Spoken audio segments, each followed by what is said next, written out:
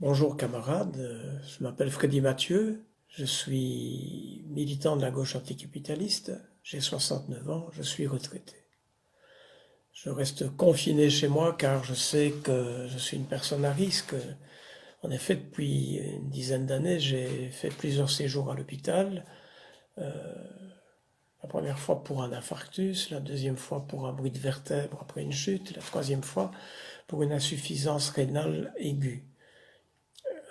Ajouter à ça un peu de diabète de type 2, ben, je vous montre mon pilulier. Enfin non, je ne vous le montre pas.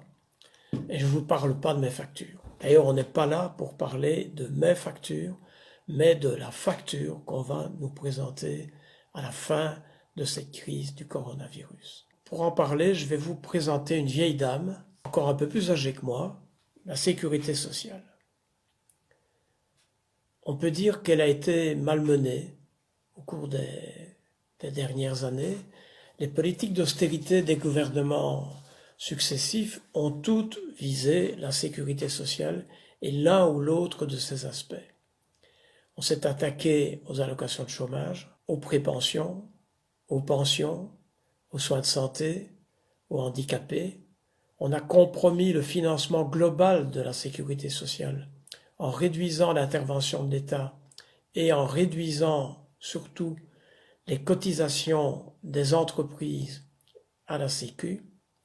Et alors pour rétablir l'équilibre, on a taillé dans un certain nombre de dépenses, on a augmenté l'intervention des assurés dans le prix d'hospitalisation, dans les médicaments, on a réduit certaines interventions et certains remboursements.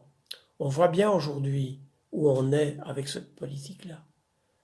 Et pourtant, en ce moment, la sécurité sociale, en ce moment même, en plein creux de l'activité économique et causée par la terrible pandémie de coronavirus, en ce moment, l'épine dorsale de la société pour faire face à la crise sanitaire, c'est la sécurité sociale.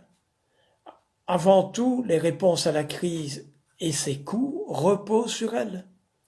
Nous sommes tellement habitués à ce qu'elle soit là qu'on ne sait plus très bien qui elle est, comment elle fonctionne, etc.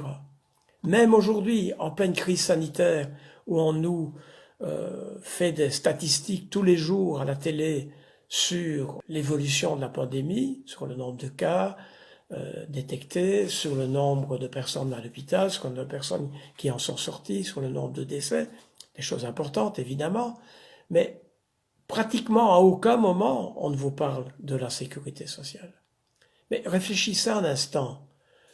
Les hôpitaux, les soins de santé, les indemnités de maladie, les remboursements par les mutuelles, les allocations de chômage, temporaires ou l'autre, et tous ceux qui sont au front pour endiguer la pandémie.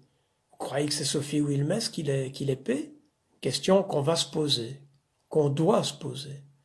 On parlera du financement de la Sécu, on parlera de son fonctionnement et de ses différents départements, et surtout des dangers qui la guettent quand les classes dominantes vont nous proposer la facture de ce que j'appelle la crise des 3 C.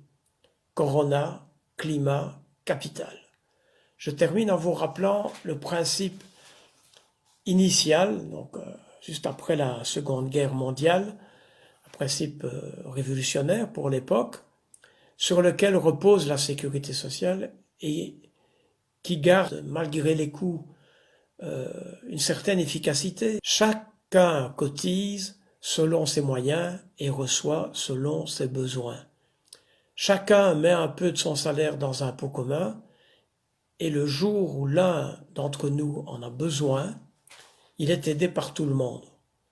Par exemple, moi, quand j'étais hospitalisé en mai 2019, ce n'est pas moi qui ai payé l'essentiel de la facture, mais peut-être vous, peut-être votre collègue, ou les infirmières du service, les brancardiers, sont peut-être les ouvriers du chantier en cours derrière l'hôpital.